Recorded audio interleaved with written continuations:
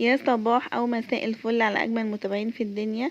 يا رب دايما تكونوا بخير. جايلكم النهارده بوصفه حلوه قوي. قبل ما ندخل في وصفتنا ما تنسوش اشيائي لايك واشتراك في القناه وكومنت حلو منكم يشجعني انزل فيديوهات اكتر. اول حاجه هنعملها مع بعض اللي احنا نعصج اللحمه.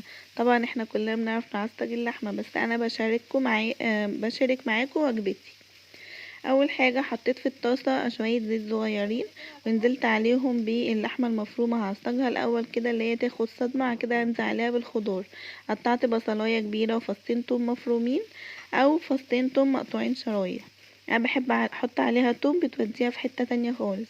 وقطعت عليها فلفل رومي كده او فلفل حامي على حسب رغبتك، وابتديت ان انا اشوح كل ده مع بعض. هو مش بياخد وقت خالص. وهبتدي ان انا اتبلها ملح وفلفل وكمون وبهارات وبصل بودر وشوية سماق، بتديها كده مزازة وطعم حلو جدا. السماق بيوديها في حتة تانية خالص. جربوه بجد السماق مع اللحمة. اي لحمة بتعمليها حطي معاها سماق، بجد بتبقى حلوة اوي، وخصوصا اللحمة يلا بقى يا المفرومة. بناناتي حلوين، قوموا تشجعوا كده وادخلوا المطبخ واعملوا طبق كده بسيط لمامتكم وباباهاتكم او لاخواتكم، وفرحوهم باللي انتوا حاجة عملتوها بايديكم ومن غير اي مشاركة من حد. ممكن مامتك تقف معاكي اللي هي ايه تقولك ده صح ده غلط، كده تعلمك. بس انتي حاولي انك تعملي كل حاجة بايدك علشان تتعودي. وطبعا هبتدي ان انا اسلق المكرونه. انا بحب احط المكرونه على ميه مغليه واسيبها تغلي كده بس غلوتين واطفي النار.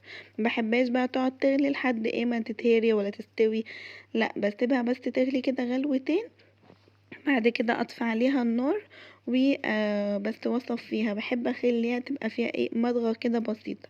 وهحمر جنبيها بطاطس. قطعت البطاطس بالطريقه دي، وطبعا كنت مولعه على الزيت علشان على ما يسخن اكون قطعت البطاطس كلها. والسكينه دي بتعمل اشكال حلوه قوي، برضو اعملوها لاطفالكم هيحبوها.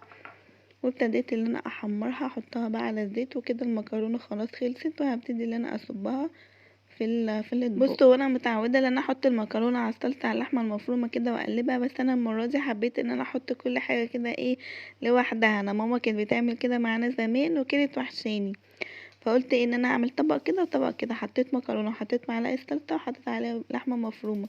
طبعا انا هقلب وانا باكل كده، كل ما اكل شوكه هفضل اقلبها. وعملت الطبق التاني عادي، حطيت المكرونه على السلطه وابتديت ان انا اقلبها كلها كده على النار.